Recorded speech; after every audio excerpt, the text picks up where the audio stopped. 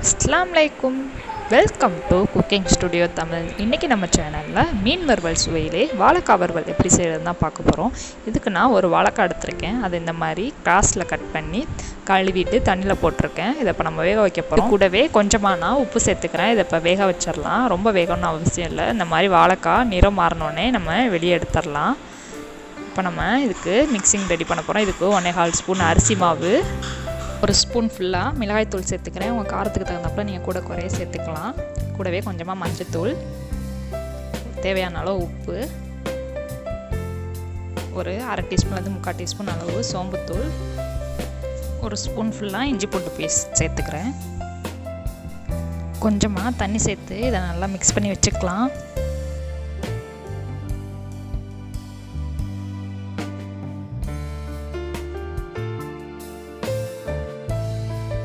வேக வச்ச வாழைக்காயெல்லாம் அதில் இப்போ ஒன்று ஒன்றா ஆட் பண்ணிடலாம்.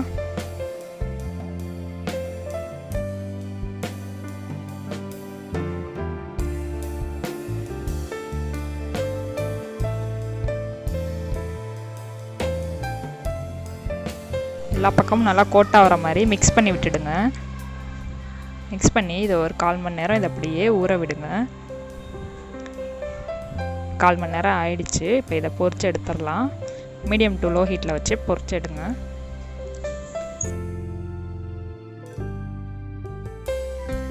அதுக்கு முன்னாடி நீங்கள் நம்மளோட சேனலை ஃபஸ்ட் டைம் பார்க்குறாந்தா கீழே இருக்க ரெட் கலர் சப்ஸ்கிரைப் பட்டனை கிளிக் பண்ணுங்கள். பக்கத்தில் இருக்க பெல் சிம்லையும் கிளிக் பண்ணுங்கள். அப்போ தான் நாங்கள் போடுற வீடியோ உங்களுக்கு உடனுக்குடன் நோட்டிஃபிகேஷனில் வந்து சேரும்.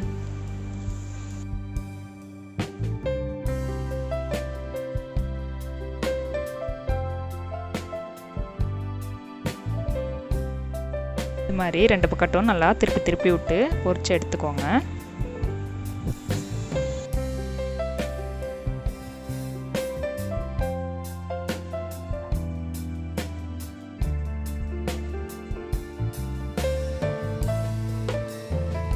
இது இப்போ ரெடி ஆயிடுச்சு. நம்ம வெளியே எடுத்துடலாம்.